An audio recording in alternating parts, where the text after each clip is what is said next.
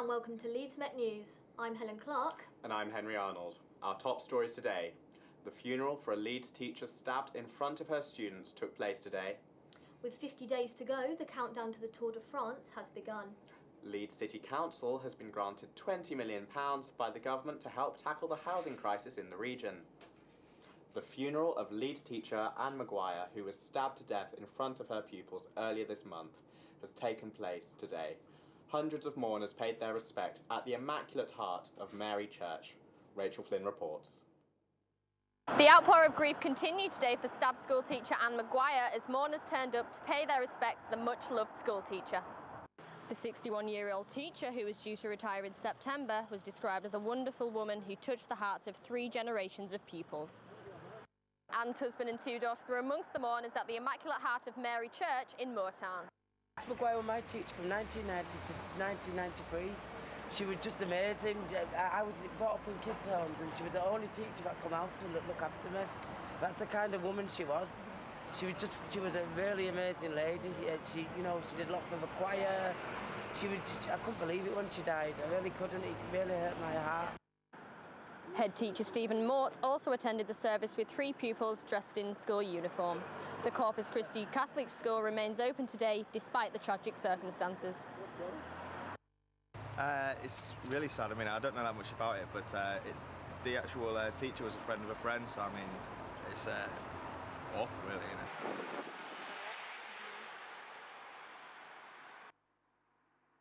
The service has been described as a private memorial to remember the selfless life of a teacher who gained pleasure in helping people to learn. Rachel Flynn, Leeds Met News. Final preparations for the Tour de France are underway around the city. The unveiling of the official countdown clock in Trinity will take place tonight, and a ghost peloton will see local dance groups and artists put on a light performance at the Tetley Brewery. Charles Clark reports. With only 50 days left until the Tour de France kicks off in Leeds, the city is making its final preparations for the biggest cycling event in Europe. With a peloton taking place here at Tetley Brewery, the unveiling of a countdown clock at Trinity, and roadworks taking place on the head road to make sure the event runs smoothly. Ghost Peloton will come together in an impressive film screening and a public performance at Wade's Yard, near the site of the former Tetley Brewery in Leeds city centre. I think it's a partnership with Phoenix Dance Theatre, and I'm not too sure who else is involved, but it's bikes with lights, and they're doing some sort of performance with people cycling and the bike lights. So that's tomorrow and Saturday. Meanwhile, in Trinity Shopping Centre, the official countdown clock is being unveiled tonight after being delayed due to the intricacy of the chosen design. Budding artists from all over Leeds sent in designs, with the winning one being thought up by theatre designer Barney George.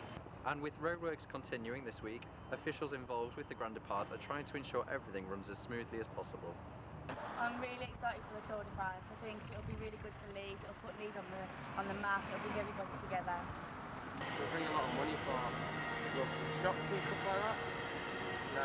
Pubs down there, they'll be busy. Everyone's going to get a pint, you know what I mean? It'll be busy. It's going to be good. The peloton is just one of many events celebrating the Tour de France. As the clock continues to count down, excitement is building as the biggest event of the summer comes closer. Charles Clark, Leeds Met News. The Lego store at the Leeds Trinity Centre is celebrating its first birthday this weekend. The festivities are taking place across the shopping centre, with visitors being given the opportunity to build a 2-metre tall police statue. There will also be other opportunities to get involved, including a minifigure scavenger hunt across the store. The event will be taking place between Friday and Sunday, with all ages welcome to get involved at the event. A 5k fun run with a difference is coming to Leeds this weekend. The run, which begins at Harewood Estate on Saturday, involves participants being pelted by coloured cornstarch as they run to raise money for local Leeds charities. Colour Me Rad, who hold charity fun runs globally, guarantee the event will be multicoloured madness.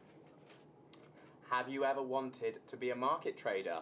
Now for only £10, aspiring traders can take on the market. Between the 15th and 28th of May, people can rent a stall in Kirkgate Market for just £10. As part of a local initiative, reporter Alice Booth spoke to current stallholders to see how they feel about the scheme. Leeds Kirkgate Market have invited budding entrepreneurs to try their hand at being a stallholder. As part of the Love Your Local Market national scheme, which the council participated in for 3 years running, stallholders will be able to rent a stall for just £10 a day.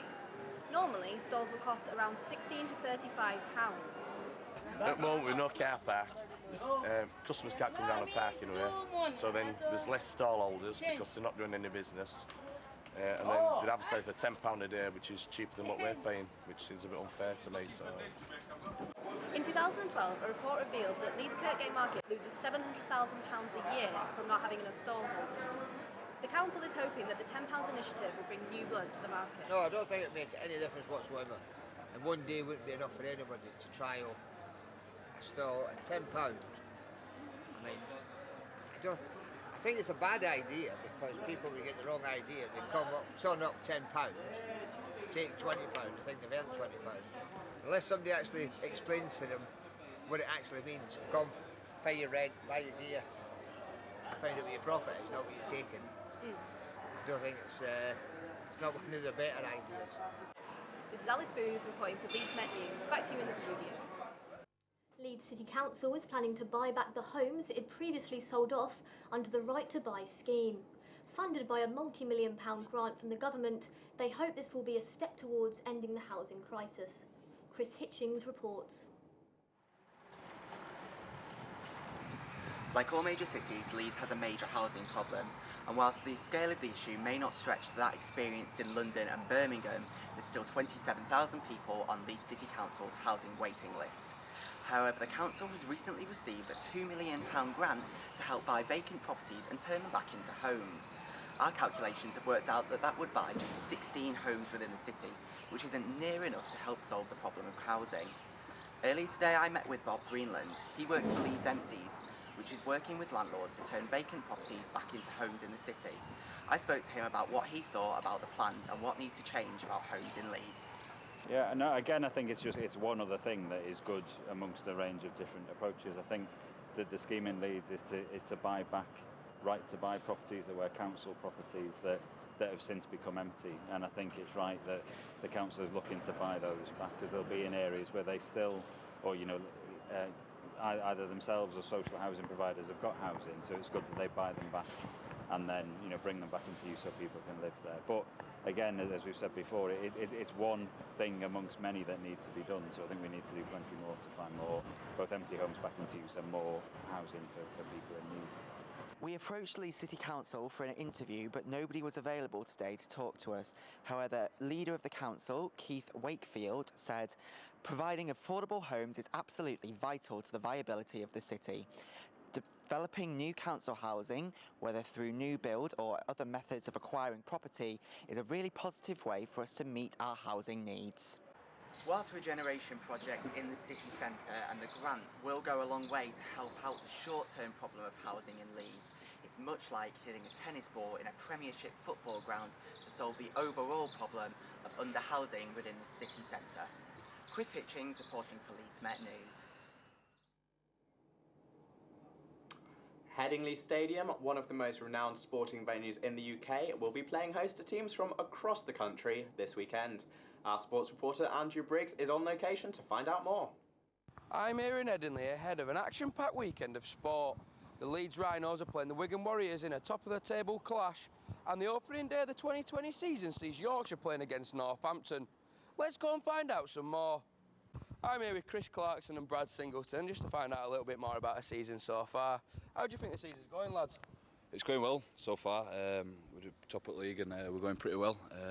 We worked on some things in pre-season and then those things that we worked on are paying off for us now, and hopefully we can keep it up. What have you been doing since the defeat at St Helens that have made you so successful ever since then? You've not lost a game since that defeat. I think it's just enthusiasm, really. I think our D's been massive for us, and I think it's key that we're just putting pressure on them and forcing them to play a bit earlier, and I think we're gaining from it. Magic weekend this weekend. How are you feeling about that? Are you excited to play in it?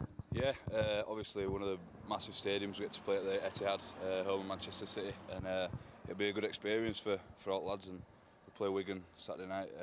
That'll be a tough game. We played them a couple of weeks ago and beat them. So, but they'll be coming out and looking to put one over on us. They'll be pretty enthusiastic to start off with, and hopefully we can match that and go on and defeat them. Right up with Yorkshire and England wicket-keeper Johnny Burstow. to see what his thoughts were about the season starting tonight. So, Johnny, what are your hopes for the season? Well, obviously we've started off pretty well in the Championship, and then tonight's the first night of the 2020, so we're really looking forward to hopefully starting off well. We know that Northampton, coming here as reigning champions, are going to give us a good test, but with the side that we've got, we should hopefully come through. You had any special training for 2020 after the normal season started? We had a 2020 specialist thing yesterday, just here on the ground, which was good.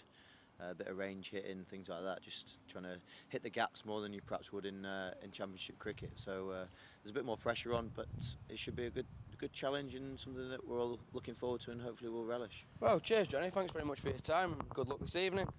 I'm Andrew Briggs, reporting for Leeds Met News. And now for the weather. Summer is finally on its way with sunny spells today and highs of 21 degrees, followed by lows of 13 degrees later on tonight. As for the weekend, the glorious weather continues, with sun expected throughout Saturday and highs of 21, followed by a slightly cooler Sunday with light cloud cover across the region. And for one final time, that's it from me, Henry Arnold. And me, Helen Clark. Goodbye.